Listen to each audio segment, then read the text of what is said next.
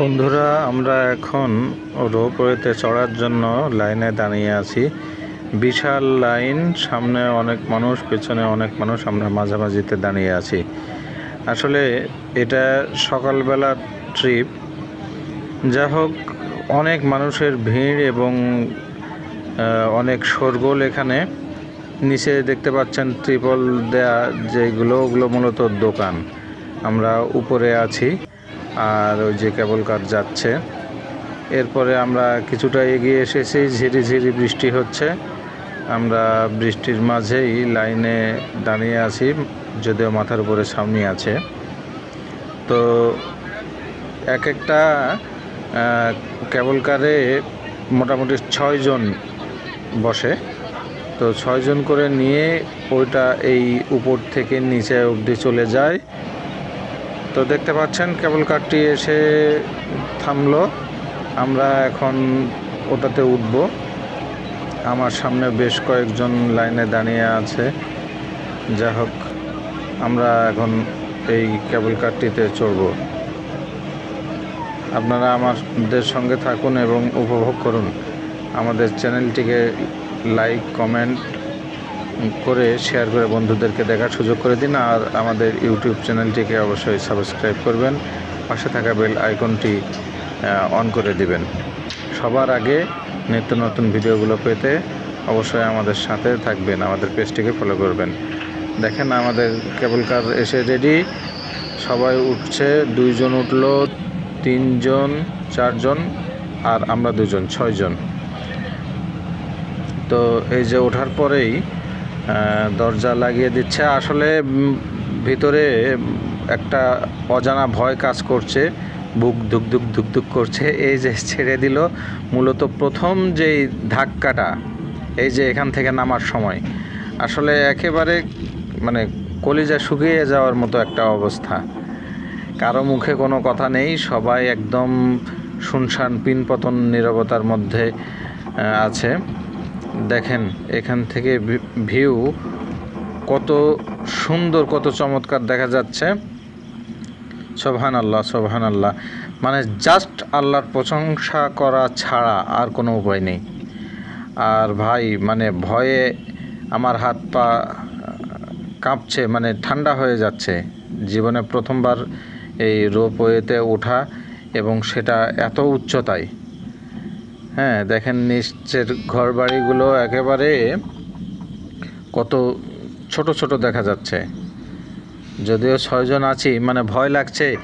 আর মাঝে মাঝে এমন কটকট করে আওয়াজ হচ্ছে, মনে হচ্ছে এই বুঝি নাট বোল্ট খুলে নিচে পড়ে গেল। মানে সত্যি বলতে খুব রোমাঞ্চকর একটি যাত্রা হচ্ছে আজকে। আর আমরা আপনাদেরকে একটু দেখাই বাহিরের দৃশ্যগুলো। আমার পেছনে গ্লাসটি খোলা থাকার কারণে অতটা বোঝা যাচ্ছে না। চলেন আপনাদেরকে ব্যাক ক্যামেরায় একটু পেছনের দৃশ্যগুলো দেখাই।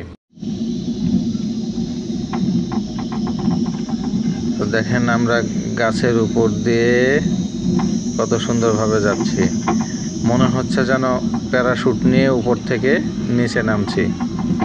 সুবহানাল্লাহি ওয়া বিহামদিহি, সুবহানাল্লাহিল আযীম।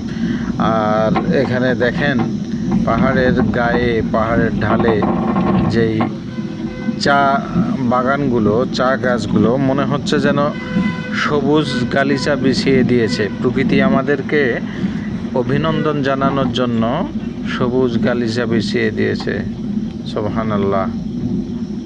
দেখেন কত উপর থেকে আমরা নামছি। আর ওই যে পাহাড়ের গায়ে ছোট, মানে ঘর বাড়িগুলো, বিল্ডিংগুলো দেখেন কেমন ছোট ছোট দেখা যাচ্ছে, মনে হচ্ছে যে রঙিন কাগজ পড়ে আছে। আর এই যে নিচের গহীন খাদ, মানে রক্তহীন করা একটা অভিজ্ঞতা, মানে যেটা বলে বোঝানোর মতো নয়। দেখেন নিচে দেখা যাচ্ছে না, গলা একদম শুকিয়ে যাচ্ছে। সুবহানাল্লাহ। এ কি দৃশ্য ভাই! হ্যাঁ, এ কি দৃশ্য! জীবনে প্রথমবার এমন দৃশ্য দেখছি, এমন এক্সাইটমেন্ট আর এর আগে কখনো হয়েছে বলে মনে হয় না। হ্যাঁ, এমন ভয়ানক রোমাঞ্চকর মুহূর্তের সাক্ষী হয়েছি সুন্দরবনে গিয়ে, মূলত বঙ্গোপসাগরে যখন আমাদের বোট ছিল সেই সময়ে মানে কোনো দিকে কোনো গাছপালা লোকালয় কোনো কিছু চোখে পড়ে না, শুধু অথই পানি, সাদা সাদা চিকচিক করছে পানি। সেই পানির মাঝে ছোট্ট একটা বোটে ভেসে আমরা যাচ্ছি, মানে ঠিক সেই সময়ে এইরকম একটি ভয়ানক রোমাঞ্চকর মুহূর্ত অনুভূত হয়েছিল। দেখেন নিচে বাইক যাচ্ছে রাস্তা দিয়ে, মনে হচ্ছে যে পিঁপড়া হেঁটে যাচ্ছে। কি অপরূপ দৃশ্য! আল্লাহু আকবার, আল্লাহু আকবার। এত সুন্দর দৃশ্য এর আগে কখনো এভাবে উপভোগ করার সৌভাগ্য হয়নি ভাই। আমি তো একেবারে এই প্রকৃতির প্রেমে পড়ে গেছি, কি বলবো, মানে ভাষা খুঁজে পাচ্ছি না, ভাষা নেই, এত সৌন্দর্য। দেখেন মনে হচ্ছে যেন কার্পেটিং, সবুজ কার্পেট বিছিয়ে রেখেছে, আমাদেরকে অভ্যর্থনা জানাচ্ছে। তো এই রোপওয়েটি মূলত দার্জিলিং শহর থেকে হিমালয়ান যেই মাউন্টেনিয়ারিং ইনস্টিটিউট ওই দিক থেকে আরও একটু সামনের দিকে আসতে হয়। তো এসে এখানে রোপওয়েতে আপনার টিকিট পড়বে জনপ্রতি প্রায় 250 রুপি, 250 রুপি করে পড়বে জনপ্রতি। তো মোটামুটি অনেক দীর্ঘ একটা জার্নি, এটা অনেকটা পথ, কিলোমিটার আমার এই মুহূর্তে সঠিক স্মরণ হচ্ছে না।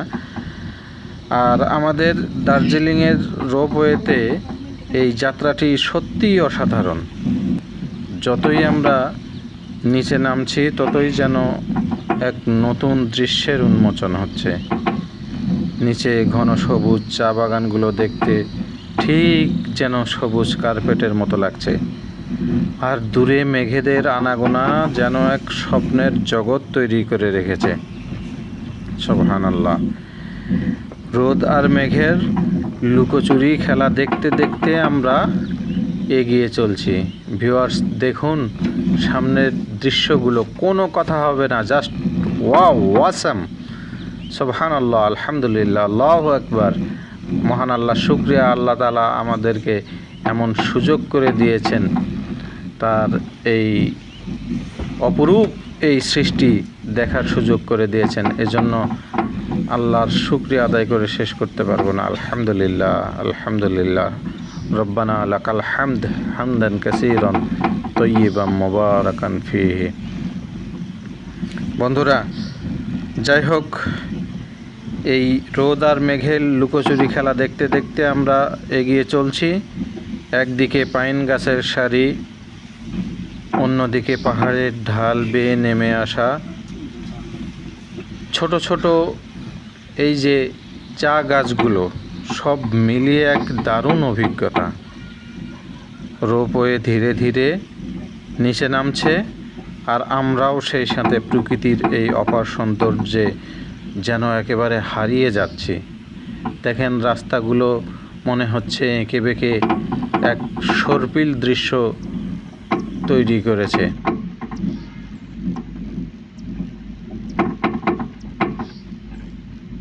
এই দৃশ্য হয়তো ক্যামেরায় বন্দি করে রাখা সম্ভব, কিন্তু এর যে প্রকৃত সৌন্দর্য, এই সৌন্দর্য পুরোপুরি অনুভব করার জন্য আপনাকে অবশ্যই এখানে আসতে হবে, এর কোনো বিকল্প নেই।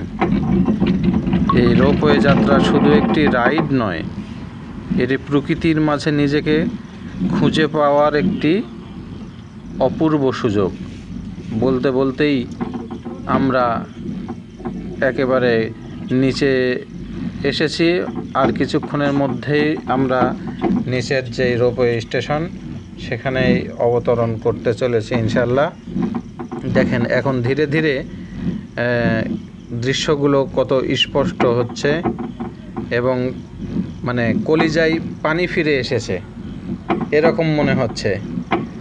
আসলে লাইফের ফার্স্ট টাইম এত ভয়ঙ্কর একটি মুহূর্ত, মানে এ কারণেই আরও ভয়টা বেশি লাগছে। নিচের দিকে তো তাকানোই যাচ্ছে না, তাকালেই মাথা ঘুরে উঠছে।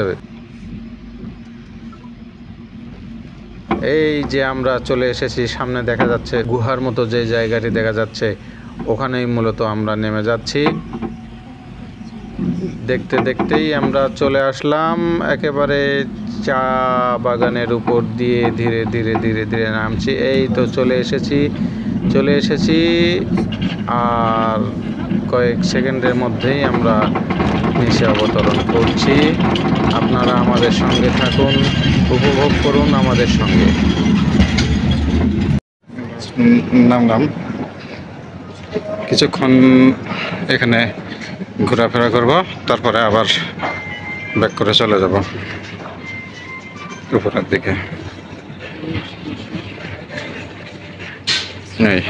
এখানে নিচের স্টেশন দেখুন, চমৎকার কি দৃশ্যের মাঝে চমৎকার একটি গাছ, কি গাছ জানি না, দেখেন কত সুন্দর গাছ, পাতাগুলো নিচে, তার মাঝখান দিয়ে একটা শীত দাঁড়া উঠে গিয়েছে এবং সেগুলোতে ফুল ফুটে আছে। আহ, কি ভিউ ভাই, কোটি টাকার ভিউ। না আসলে, নিজ চোখে না দেখলে এই অনুভূতি, এই সৌন্দর্য বর্ণনা করা সম্ভব নয়। চারপাশ ঘুরে দেখে অবশেষে চলে আসলাম আমরা রোপওয়ে স্টেশনে। এখন আমরা এখান থেকে ব্যাক করব উপরের দিকে ইনশাল্লাহ। তো আমাদের কেবল কার চলে আসলেই আমরা সেটিতে চড়ে উপরের দিকে চলে যাব। দেখেন এখানকার দৃশ্যগুলো, সুবহানাল্লাহ, কি সুন্দর দৃশ্য। আসলে লাইফে টাকা থাকলেই সব হয় না, ঘোরার মতো মন মানসিকতা থাকতে হয়। যাদের টাকা আছে, বেশিরভাগ টাকাওয়ালাদেরকে দেখেছি মন মানসিকতা অনেক নিচু, অনেক কনজাস্টেড মাইন্ডের। শুধু দুনিয়ায় আসলাম, খাইলাম দাইলাম আর মরে গেলাম, আল্লাহর দেয়া এই সৃষ্টি, এই দুনিয়া দেখলাম না, তাহলে এই দুনিয়ায় আসাটাই আমাদের বৃথা। আসলে ঘুরতে অনেক টাকা লাগে, এই কথাটা একেবারেই ভুল। তাই সময় থাকতে বেরিয়ে পড়ুন মহান আল্লাহর এই সৃষ্টি জগৎ দেখতে। এবার আমরা পশ্চিম বাংলার কয়েকজন ভাইকে সঙ্গী হিসেবে পেয়েছি, তো চলেন তাদের সঙ্গে গল্প আড্ডা দিতে দিতে আমরা এখান থেকে ব্যাক করি, তাদের সঙ্গে কথা বলি।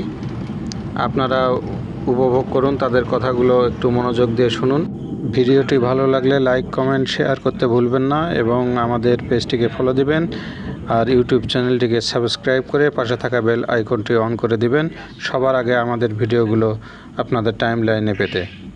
তো চলুন গল্প করতে করতে আমরা চমৎকার এই দৃশ্যগুলো উপভোগ করি।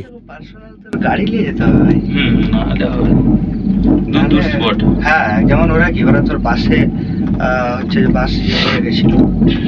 হ্যাঁ, ওই জন্য ওরকমই তোর সাইডে ট্যুরের পয়সা অনেক কম হয়। ওটাই, সবাই মিলে গেলে ওই জন্য 12 জন 15 জন অনেক জায়গায় ঘোরা হবে, কম পয়সায় অনেক হয়ে যাবে, অনেক জায়গায় ঘুরতে হবে।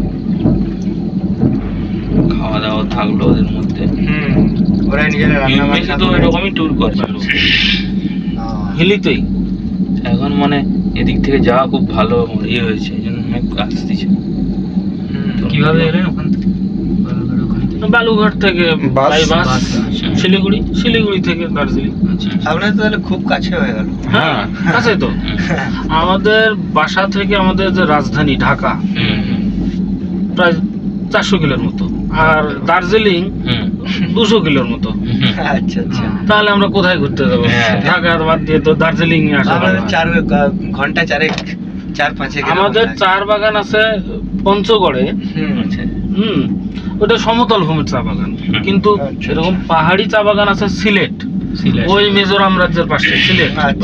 সিলেট খুব সুন্দর, এই 500-600 কিলো কেউ, এটা তো হাই কস্ট। ইন্ডিয়ার মধ্যে তাহলে কাছে আপনাদের এখানেই সব থেকে বড় পয়েন্ট এটাই হয়। আর শুধু চা বাগান ছাড়াও আপনার অনেক কিছু। কেন আপনি সিকিম, গ্যাংটকও আমাদের কাছে না? কাছে। আমাদের বর্ডারটা হিলিতে। যদি চ্যাংড়াবান্ধা এখানে যে আছে, রংপুর চ্যাংড়াবান্ধা, বড়। এ তো আরো কাছে, আচ্ছা আচ্ছা, এ তো আরো কাছে, প্রায় 140 কিলো। আপনার ফ্রেন্ড নাকি? হ্যাঁ, চলছে তো চলছেই, গজেন্দ্র গতি। আপনারা কদিন আছেন এখানে? আজই আমাদের লাস্ট দিন এই দার্জিলিং আজকে আমরা 3 রাত থাকলাম। আচ্ছা, মানে বলা যায় যে এবার তৃতীয়বার। মানে সব আমরা পায়ে হেঁটেই আপনার এই যে হিমালয়ান যে ইনস্টিটিউট আছে এইখানে, তারপরে আপনার টিভেলি স্টেট, তারপরে ধরেন ওই সাইডে যে বাতাসিয়া লুপ, সব এর আগে দেখছি শেয়ারিংয়ে, কিন্তু এবার একেবারে হেঁটে। আচ্ছা, মজাটাই অন্য, সময়টা বেশি লাগে কিন্তু একটা আলাদা অনুভূতি, মানে সময়টা কখন যে চলে যায় ইচ্ছা মতো বুঝতেই পারা করা যায়। ওটাই ব্যাপার। এই যে সকালে বের হয়েছি, এই আসা যাওয়া করতে করতে, মানে দেখতে দেখতেই। আপনাদের কদিনের ট্যুর ছিল? এবার সিলেট যাওয়ার ইচ্ছা আছে বাইকে, আচ্ছা, হোক না কেন 600 কিলো। হ্যাঁ, ওই তাও দেখা যাচ্ছে সিলেটে আপ ডাউন করতে করতে প্রায় ধরেন 1000-1200 না 2000 পার হবে, 2500-3000 কিলো আচ্ছা, হয়ে যাবে। সেটাই। এটা চাপ, ও চাপ, সাংসারিক চাপ, হয়তো আরো অন্যান্য। আপনারা বিয়ে করেননি তো, আমরা কিন্তু বিয়ে করছি, আচ্ছা, মানে সব দিক দিয়ে। এর আবার হঠাৎ করে ওই যে পিত্তথলিতে পাথর হলো, ও আবার দেশেই হঠাৎ করে ইমার্জেন্সি অপারেশন করালো। আচ্ছা, ও ওখানে থাকলাম বাকি 2 জন। এই আসবো, এবার প্ল্যান ছিল গ্যাংটকের, একদম সিকিমে। অ্যাকচুয়ালি আমাদেরও প্ল্যান ওদিকেই ছিল, কিন্তু এই তিস্তা ব্রিজের যেদিন বের হব তার 2 দিন আগে এই হঠাৎ করে মনটা ভেঙে গেল। কাশ্মীর যাওয়ার জন্য বহু চেষ্টা করলাম, কিংবা সিমলা মানালি যাওয়ার জন্য, হলো না, মানে তৎকালও নাই। নভেম্বরের 6 তারিখ পর্যন্ত তৎকালও নাই। আচ্ছা, বাধ্য হয়ে আর কি করার। ওটাই আমাদেরও ওরকমই ব্যাপার। ওরকম ট্রাভেল হয়নি কোনোদিন। ও বাইক, মানে আমাদের বাসা থেকে ভিসা নিয়ে আসার জন্য যে রংপুরে যাওয়া লাগে, রংপুর নাম যে জেলাটা, রংপুর, ওখানে যাওয়া লাগে। তো ওই মনে করেন যে আমাদের বাসা থেকে রংপুর যত দূর, ওই শিলিগুড়ি তত দূর। আচ্ছা, এরকম একটা ব্যাপার। ওই গেলাম, যা ভিসা নিয়ে আসলাম। এই যে তারপরে একজন অসুস্থ হলো, ওরা আবার 2 জন ক্লাস ফ্রেন্ড, ওরা 13 তারিখ পর্যন্ত লেট হয়ে গেল। ওই আগামী মাসের 20 তারিখ পরে 13 তারিখ, মানে ওইখানেই প্রায় 10-20 দিন পার হয়ে গেল। তাহলে মনে করলাম যে চাপ হবে, তো না, খুব ভালো ট্যুর এবার হয়েছে, মানে খুবই এনজয় করছি এবার। আমরা তো চাইলে মানে ওই যে বাইক রাখে আসলেন কোথায়, এখন আবার ওখানে যাবো। ওইটা তো আর এমন জিনিস না যে ঘাড়ে করে ব্যাগের মধ্যে ব্যাকপ্যাক করে যাওয়া যাবে না বাইক ছেড়ে দিয়ে। আপনি যদি গেলেনও দেখা যাচ্ছে যে যাইতে যাইতে আপনি 10 কিলো দূরে চলে গেছেন, আবার 10 কিলো ব্যাক করে আসা লাগবে বাইকের জন্য। এইটা একটা ভেজাল। তাছাড়া বেড়ানোর একটা আবার আলাদা মজা আছে, যেখানে ইচ্ছা ব্রেক করতেছি, খাচ্ছি, যাচ্ছি, ঘুরতেছি, হ্যাঁ করা যায়। এইটা একটা মানে এক একটা সিচুয়েশনের এক এক রকম মজা, ব্যাপার আছে। ওটাই এক একটা। এই যে চা পাতা উঠাচ্ছে, চা পাতা উঠাচ্ছে আমাদের সিলেটে। আমি শুনলাম এর চা যারা যে কাজ করে কর্মচারীরা 69 টাকা বেতন সারাদিন। এরা কোথাও কাজ করতে, একসঙ্গে ছিলাম, কলেজ লাইফে একসাথে ছিলাম, ভার্সিটি লাইফটা একসাথেই ছিলাম। পরে আমার ভালো লাগলো না, মানে আমি আরেক জায়গায় চলে গেলাম। কিন্তু কমিউনিকেশন, ও আবার ছিল আমার সাথে ভার্সিটিতে, ও ওখানে পড়তো কিন্তু থাকতো আমার সাথে, একসাথে থাকতাম। কিন্তু ওই যে পরে পরীক্ষার ঝামেলা হয়, থাকি ঝামেলা হয়, পরে আলাদা হলাম। আমাদের এদিক থেকে তো অনেকেই সবাই প্রাইভেট, সবাই প্রাইভেট।